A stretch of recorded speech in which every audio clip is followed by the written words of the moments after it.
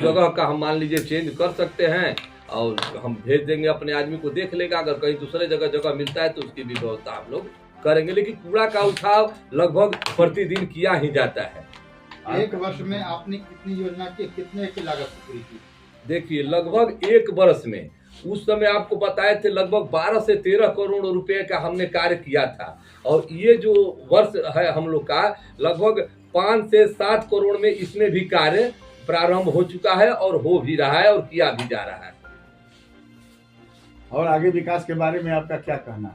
और विकास के बारे में हम आपको तो हर चीज बता चुके हैं। सबसे हम लोग का शहर है कि सबसे खूबसूरत लगे, लोगों की जो मूल समस्याएं हैं उसको हम लोग निजात दिलाएं। पुस्तकालय जो बनाए हैं वहाँ पर, एक पुस्तकालय तो ऑलरेडी भभुआ शहर में है, उसके बारे में आपका क्या कहना है? उसका क्या करना है? तो नवजीवन पुस्तकालय नगर परिषद के अंतर्गत नहीं न है। वो किसके अंतर्गत? हमारा कार्यकाल पूरा हुआ था उस समय भी आप लोगों के माध्यम से हमने सब अपना योजना बताया था कि आगे के प्लानिंग क्या है, हमने कितने कार्य किया है। आज हम लोग का 2 साल कार्य पूरा होने जा रहा है। आज ही के दिन हम लोग शपथ लिए थे, चेयरमैन, वाइस चेयरमैन, सारे वार्ड पार्षद। आज दूसरा काल मेरा पूरा हो गया। आज के दिन हम आप लोग को बता देना चाहते, पिछले साल हमने लगभग 107 योजनाओं का टेंडर निकाल दिया था, जो कि कार्य लगभग पूरा हो चुका है। 1-2 योजना का कार्य अभी बाकी है। उसके अलावा हमने विभागीय कार्य भी किया। उसके साथ ही साथ हमने इस बार जो साल भर में कार्य किया वो निम्नलिखित है। खैर योजनाएं तो बहुत है, लगभग 25 तो रोड, नाली, गली हर वार्ड में हमने कार्य के लिए टेंडर निकाल दिया है, जो कि टेंडर कंप्लीट भी हो चुका है। और पियाऊ 27 जगह हमारे वार्ड में हम घूमते गए तो कहीं कहीं ऐसा वार्ड मिला जहाँ पे गरीबों के लिए पानी की एकदम किल्लत हो रही थी। वहां पर हमने पियाऊ की लगभग 27 टेंडर निकाल रखे हैं, जो कि कार्य लगभग प्रारंभ हो चुका है। इसके अलावा हमने वार्ड में जब भ्रमण कर रहे थे तो सबसे समस्या आवास की आ रही थी। जिनके पास जमीन था लेकिन रहने के लिए छत नहीं था, उसमें हमने 352 योजनाएं हमने विभाग में भेज रखी है, जिसके लिए 4 करोड़ 30 लाख रुपया हमें आवंटन भी प्राप्त हुआ है। 352 योजनाओं में फिर सरकार द्वारा निर्देश आ गया कि इसको ऑनलाइन किया जाए, जो लगभग 100 लोगों का ऑनलाइन किया हो चुका है और बाकी का कार्य किया जा रहा है, ताकि जो भी गरीब परिवार है उसको छत मिल जाए। अब एक चीज और बता देते, पहले ये योजना 2 लाख दिया जाता लाभुकों को, लेकिन सरकार द्वारा इसको 50,000 और बढ़ा दिया गया है, इसको 2.5 लाख रुपया कर दिया गया है। सबसे अहम यही बात है कि हम लोग का अब जो योजना स्वीकृति होगा, जो आवास हम लोग देंगे उसको 2.5 लाख रुपया सरकार के द्वारा दिया जाएगा। लगभग 352 घरों को हम देने का प्रावधान अपने द्वारा स्तर से घर घर घूम घूम कर किए हैं कि किस गरीब का आवास नहीं है उसको इसका लाभ मिल सके। उसके साथ ही साथ आप लोग शहर में घूमते होंगे, सबसे बड़ी समस्या यहाँ पे नाला की है। नाला हम लोग का ध्वस्त हो चुका है, जिसमें लगभग हमने 7 नाला का विभाग में भेज दिया है, जिसमें 5 नाला का लगभग हमको स्वीकृति प्राप्त हो चुका है।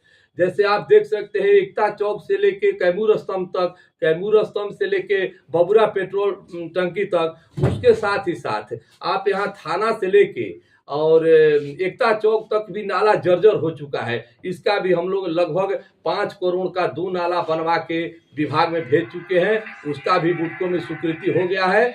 पैसा के लिए हम लोग डिमांड किए हैं, जैसे ही पैसा आएगा उसका हम लोग निर्माण कार्य चालू कराएंगे। और इसके साथ ही साथ हम और जगह घूमे तो हमसे बच्चे कुछ मिले, कहे कि बबलू भैया कम से कम आप हम लोगों के लिए लाइब्रेरी की व्यवस्था कीजिए। आपको हम बता देते हैं कि लिच्छवी भवन के सटे हुए वहां पे सम्राट अशोक भवन का निर्माण हमने करा रखा है, जो कि हल्का फुल्का काम है, उसको पूर्ण किया जाए। उसके ऊपर 66 लाख का इस शहर वासियों के लिए लाइब्रेरी का कार्य टेंडर निकाल चुके हैं। लगभग 15-20 दिन के अंदर वो भी फाइनल हो जाएगा, जो लाइब्रेरी का कार्य हो जाएगा।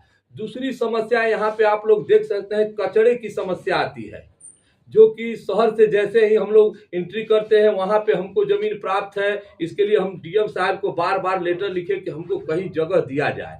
उसी के आलोक में हमको भगवानपुर में लगभग 3 एकड़ जमीन प्राप्त हुआ है, जहां पे लगभग हमने 40 लाख का टेंडर निकाल रखा है ताकि वहां पे डंपिंग पॉइंट का कार्य किया जा सके। उसका भी निविदा हो गया है और उसका टेंडर फाइनल हो चुका है।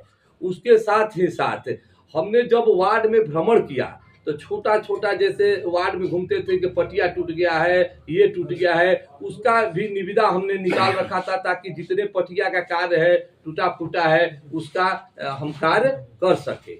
इसके साथ साथ बहुत सारी योजनाएं हैं जिसको हम धरातल पर लाने के लिए कोशिश करते हैं। और एक बात और बता देते हैं कि लगभग जल जीवन हरियाली के तहत हमारा जो तालाब है, एक तालाब है पंडा जी का पोखरा, लगभग 2 करोड़ 64 लाख का उसका योजना हमको स्वीकृति प्राप्त हो चुका है।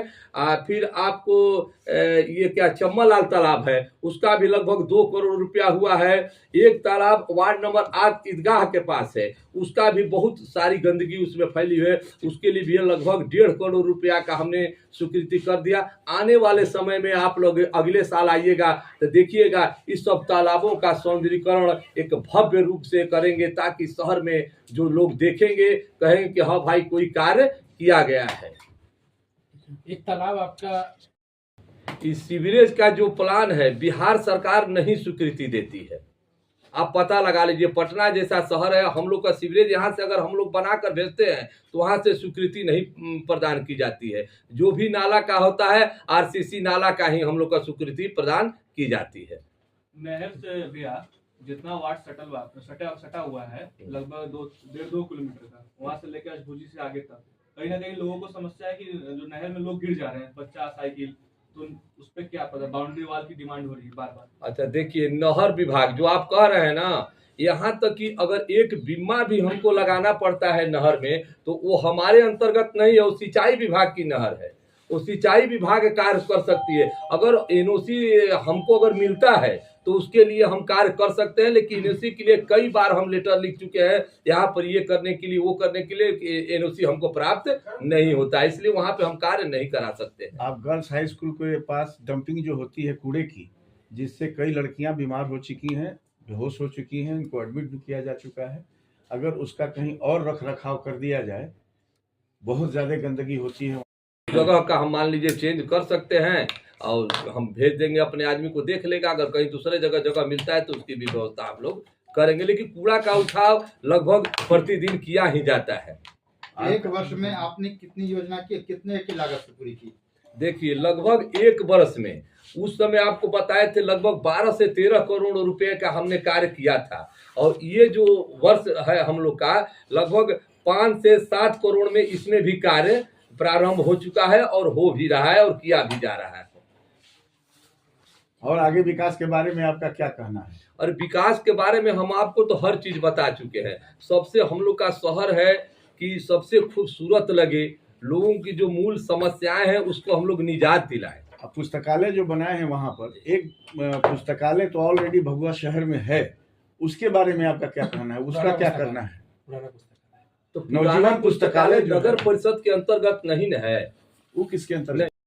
हाँ, ये आपको बता देते हैं। पहले तो एक बात आप जानिए कि वो तालाब नगर परिषद के अंतर्गत नहीं है, वो मत्स्य विभाग का है। हमने मत्स्य विभाग को लेटर भेज रखा है ताकि वो लोग हमको एनओसी दे और हमारे अंडर में तालाब करे, ताकि उस तालाब के लिए भी कार्य हम करा सके। आपने 2 तालाब का नाम लिया, चंबल लाल पोखरा जी और ईदगाह मस्जिद के बगल वाला तालाब। जी।